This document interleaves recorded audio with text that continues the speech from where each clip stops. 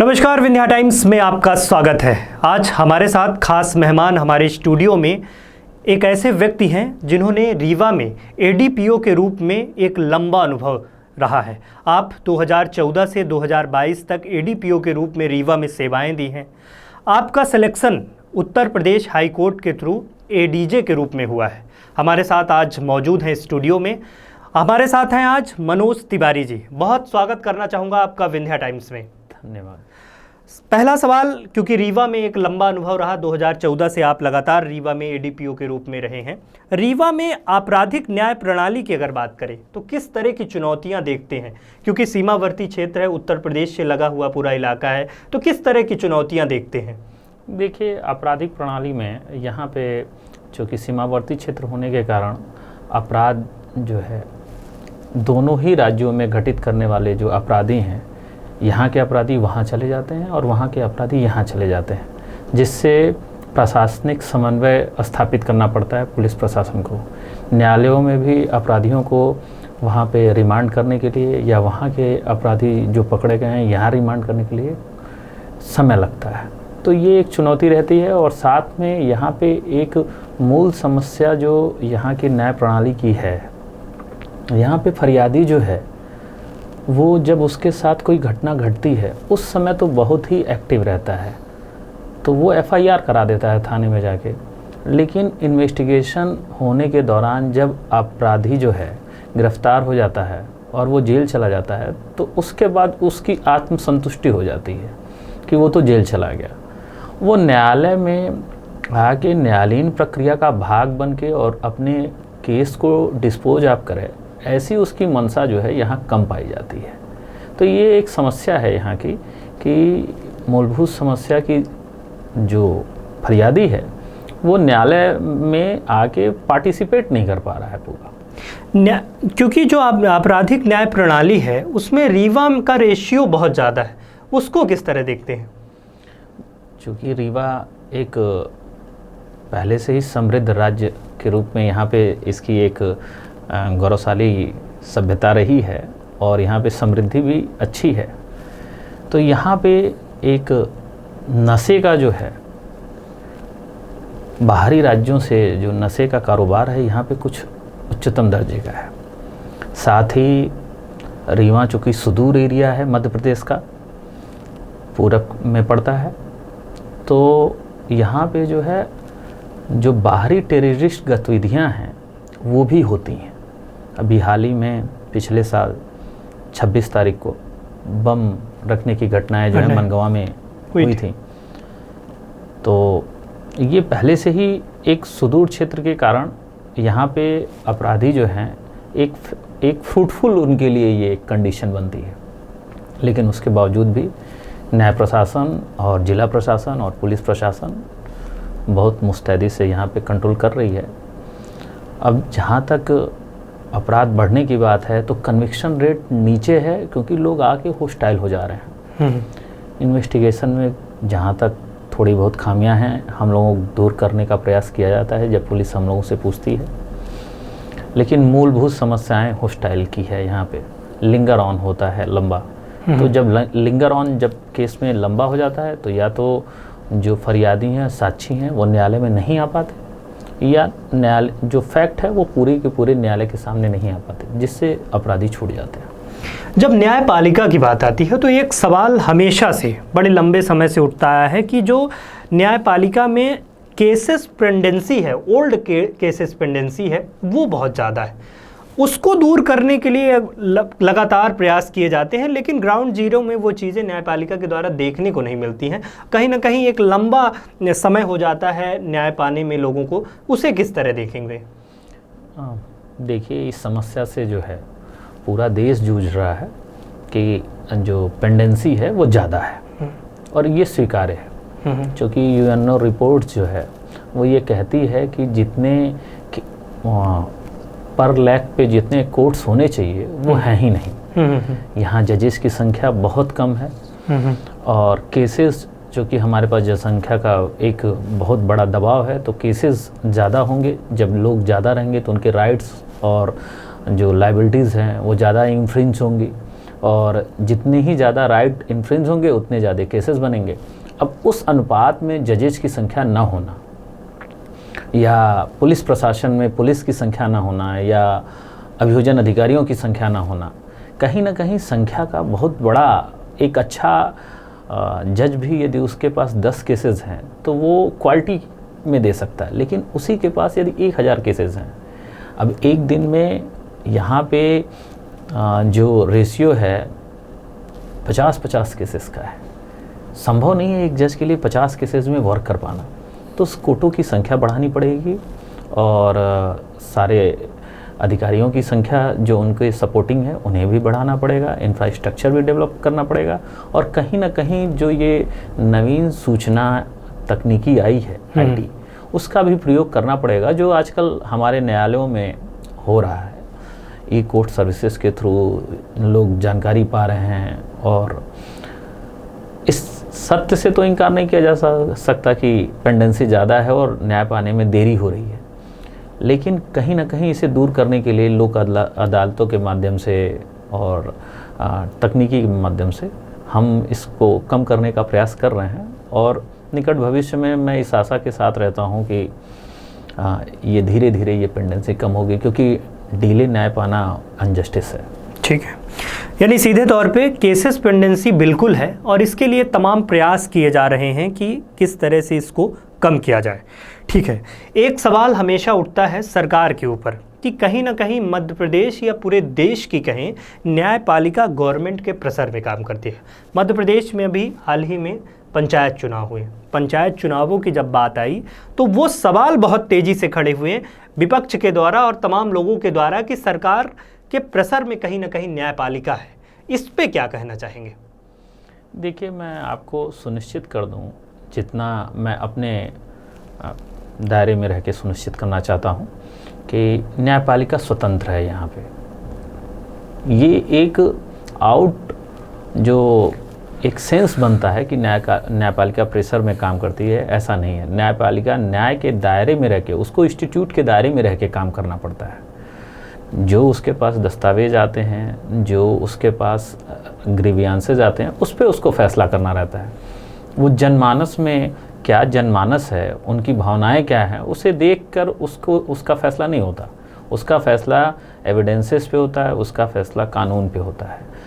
ये जो राजनीतिक बातें हैं, ये न्यायपालिका के लिए एक तरह से पहले से ही है कि यदि कोई राजनीतिक प्रश्न है तो उससे न्यायपालिका दूर रहे। ऐसा संविधान में पहले से ही प्रावधान है कि न्यायपालिका जो है, जो सुप्रीम कोर्ट है, इस बात को इनकार कर सकती है कि यदि कोई न्यायपालिका का प्रश्न, यदि उसके सामने राजनीतिक प्रश्न आता है। और लेकिन जहाँ न्यायिक प्रश्न है उसके लिए मैं सुनिश्चित हूँ कि न्यायपालिका किसी प्रेशर में नहीं है, कभी भी नहीं रही। शुरुआत में 1975 में भी जब इंदिरा गांधी जैसे एक अपनी पूर्व पीएम ने जब यहाँ आपातकाल लाया था, उस समय ऑनरेबल जस्टिस जगमोहन सिन्हा ने एक उनके पूरे कैंडिडेचर को जो है, जो पीएम कैंडिडेट के रूप में थी, उनको खारिज कर दिया था, जिसके बाद न्यायपालिका में ये बात सुनिश्चित हुई कि ये स्वतंत्र है और आपातकाल देश में लगा। लेकिन उसके बावजूद भी अमेरिका में जो है इस बात को बहुत ही प्रमुखता से पेपरों में उस समय आया था कि यहाँ की न्यायपालिका कितनी सशक्त है कि डेमोक्रेसी के हेड के चुनाव को जो है वो खारिज कर सकती है। ठीक है, जब कोर्ट की बात आती है, न्यायपालिका की बात आती है, तो उसकी जो जड़ मानी जाती है कहीं ना कहीं अधिवक्ता माने जाते हैं, क्योंकि अधिवक्ता का बहुत बड़ा योगदान न्यायपालिका में कहें या कोर्ट में कहें बहुत बड़ा होता है। न्यायपालिका में या अधिवक्ताओं की जो स्थितियां हैं उसको सुनिश्चित करने के लिए तमाम प्रयास होते हैं, लेकिन वो दिखे नहीं, क्योंकि आय को लेकर भी कई बार सवाल खड़े होते हैं कि अधिवक्ताओं की आय सुनिश्चित होनी चाहिए। कोविड काल था, बहुत विषम परिस्थितियों का काल रहा, उसमें बहुत सारे सवाल खड़े हुए। तो इसको लेकर क्या कुछ व्यवस्थाएं आने वाले समय में होनी चाहिए अधिवक्ताओं को लेकर, क्योंकि एक बड़ा सवाल खड़े करते हैं उनके, कई बार अधिवक्ताओं को कई परेशानियों का सामना करना पड़ता है।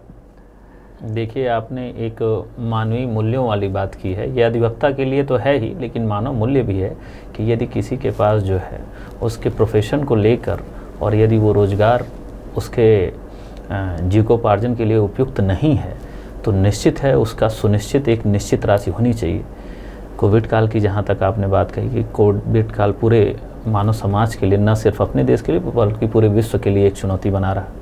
और उस दौरान जो है अधिवक्ताओं का भी, जो रीवा में जो अधिवक्ता संघ है उसने अपना प्रयास किया। और मैं ये मानता हूँ कि रीवा में 5 to 10% तो लोग सर्वाइव कर सकते हैं, लेकिन जो रेगुलर अधिवक्ता जो रेगुलर कमाता है और अपने परिवार को जीविकोपार्जन मिलाता है, उसके लिए एक कठिन दौर रहा है। और इसीलिए स्टेट बार काउंसिल ने भी अधिवक्ता के लिए सुरक्षा निधि की बात की है कि गवर्नमेंट से जो है एक फंड बनाए जाए और उसमें एक निश्चित सुरक्षा निधि रखी जाए कि यदि ऐसा कोई समय है या किसी के ऊपर कोई विपत्ति है तो फिर उस सुरक्षा निधि से जो है अधिवक्ताओं को कुछ पैसे मुहैया कराए जाए। तो गवर्नमेंट आगे बढ़ रही है और स्टेट बार काउंसिल और बार काउंसिल ऑफ इंडिया भी इस दिशा में सोच रही है कि उनके पास एक निश्चित राशि जो है, जो नए अधिवक्तागण हैं उनके पास होना चाहिए, जिससे वो अपना जीविकोपार्जन कर सकें।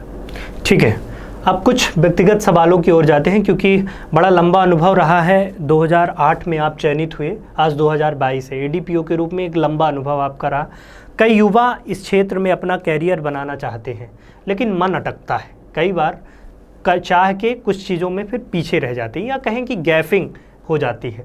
उनके लिए क्या कहना चाहेंगे और अपना अनुभव किस तरह शेयर करना चाहेंगे उनके साथ, क्योंकि आपने भी तैयारी की, आपने भी एक लंबा समय गुजारा, तो क्या कहना चाहेंगे? देखिए, जो भी लोग सिविल सर्विसेज या जुडिशरी या इस तरह की प्रिपरेशन में आते हैं, उनके लिए पहला तो मूल मंत्र है कि उनके पास धैर्य होना चाहिए। क्योंकि कई बार ऐसा होता है कि आप अपनी सफलता को लेके सुनिश्चित रहते हैं, आपका ईमानदार प्रयास रहता है, उसके बाद भी जो है आप जो है सफलता प्राप्त नहीं कर पाते, क्योंकि ईश्वर एक सत्ता है और ईश्वर को जिसे जब बनाना होगा तभी बनाएगा। फल जो है अपने समय पे ही वृक्ष में आएगा, हमारे चाहने पे फल अपने समय से पहले वृक्ष में नहीं आ सकता। उसी तरह से ये जो तैयारी वाले मतलब स्टूडेंट जो जुडिशरी की प्रिपरेशन में है, मैं उन्हें कहना चाहूँगा कि इंग्लिश लिटरेचर को हिंदी मीडियम वाले बच्चे जो हैं निश्चित रूप से ध्यान दें, क्योंकि बहुत सारे अब जो क्वेश्चन आ रहे हैं, जो नए पैटर्न्स में आ रहे हैं, उसमें हिंदी मीडियम्स वाले बच्चे जो हैं इसलिए पीछे हो जा रहे हैं क्योंकि इंग्लिश की टर्मिनोलॉजी यूज हो रही है और वो हिंदी मीडियम की बुक उसमें है ही नहीं। तो हिंदी मीडियम्स में आप दीजिए, लेकिन इंग्लिश लिटरेचर को पढ़ते रहिए, जिससे आपको जो है वो टर्म्स क्लियर रहें। और बीआर एक्ट्स पे शुरू से ही आप अपना कमांड रखें, लेकिन प्रैक्टिकल नॉलेज भी ज़रूरी है। खासकर हायर जुडिशियल सर्विसेज में जो आजकल के पैटर्न्स हैं, उसमें जो प्रैक्टिकल नॉलेज वाले जो लोग हैं उसमें सफलता का मानक ज़्यादा ऊपर है। तो मैंने अपने तैयारी के दौरान जो है मेरे लिए समय का थोड़ा सा अभाव रहा, क्योंकि मैं एक लोक सेवक भी हूँ, तो मैंने एक लोक सेवक की जिम्मेदारी निभाई, लेकिन मैंने अपने पैटर्न को ही चेंज कर दिया है। मैंने अपने जीवन के पैटर्न को, मैं आता था और शाम को घर पे जब पहुँचता था तो मैं नाश्ता नहीं करता था, मैं सीधे रात का डिनर ले लेता था 6 और 7 के बीच में, और उसके बाद से सो जाता था। फिर उसके बाद से जब परिवार के लोग सो जाते थे, बच्चे दोनों सो जाते थे, तो मैं लगभग 11, 12 या 1, जब भी मेरा शरीर मुझे अलाउ करता था कि मैं एनर्जेटिक हूँ, मैं उठ जाता था और मैं पढ़ता था। और उस समय कोई नहीं जगता था और मुझे कोई डिस्टर्बेंस नहीं थी। फिर उसके बाद से मुझे जब भी थकान महसूस होती थी, फिर मैं सो जाता था, चाहे वो 4 o'clock हो, चाहे 6 o'clock हो, मैं सो जाता था। और फिर उसके बाद से इसमें मेरी धर्मपत्नी ने मेरा बहुत साथ दिया है, और दोनों बच्चों की पूरी जिम्मेदारी, परिवार की पूरी जिम्मेदारी उन्होंने निभाई है, जिसके कारण मुझे समय मिला और मैं आज जो है इस मुकाम तक पहुंच पाया। बिल्कुल। अंतिम सवाल की ओर जाते हैं, क्योंकि उत्तर प्रदेश जन्मभूमि रही है। उत्तर प्रदेश के गोरखपुर में आपका हुआ और फिर इलाहाबाद हाई कोर्ट के थ्रू आज एडीजी के रूप में चयन हुआ। एडीपीओ के रूप में रीवा में सेवाएं दी। जब पहली बार गोरखपुर जाना हुआ, जब गांव जाना हुआ, तो कहीं ना कहीं मनोज तिवारी अब वो मनोज तिवारी नहीं है। अब जज साहब जब पहली बार जब आप अपने गांव गए, गोरखपुर गए, तो किस तरह लोगों का अनुभव रहा, कैसे लोगों ने ट्रीट किया, घर परिवार के लोग कैसे मिले? देखिए, जाहिर सी बात थी कि ये एक बड़ा, मेरे जीवन का एक बड़ा पल था, और पिताजी को चूँकि पहले से ही सूचना थी, और मैं जब अपने सिटी में जो मेरा मकान है मैं वहाँ पे पहुँचा, तो परिवार के लोग तो काफ़ी खुश थे और पड़ोस के लोगों को भी, मतलब सामने एक प्रिंसिपल अंकल रहते हैं तो वो शुरू से ही मुझे अप्रिसिएट करते रहते हैं। तो वो भी कहे कि आपने बहुत बड़ा काम किया और यहाँ पे पूरे मोहल्ले में जो है आपके साथ वाले ऐसा, मतलब आप सर्विस पाए थे लेकिन उसके बावजूद आप में वो चाह थी कि नहीं मैं आगे बढ़ूँ।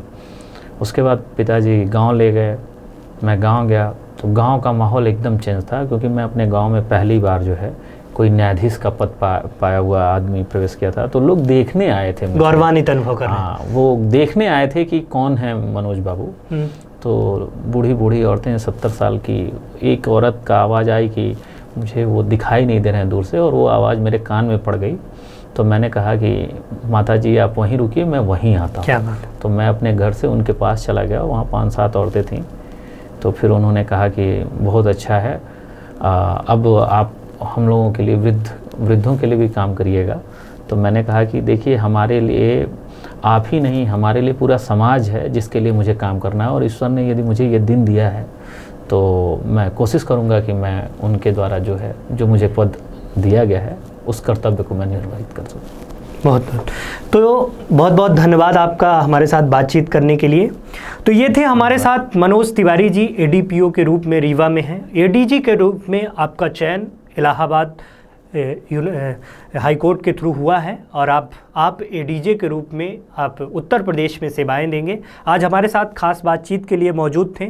तमाम न्यायपालिका को लेकर बात हुई कि कहीं ना कहीं कोर्ट की संख्या कम है, लोगों की संख्या कम है, उसको बढ़ाने की ज़रूरत है, और रीवा में आपराधिक न्याय प्रणाली को लेकर तमाम बातें आपने कही।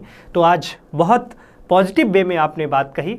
आज हमारे साथ जुड़े रहिए। तमाम खबरों के लिए बहुत बहुत धन्यवाद। धन्यवाद।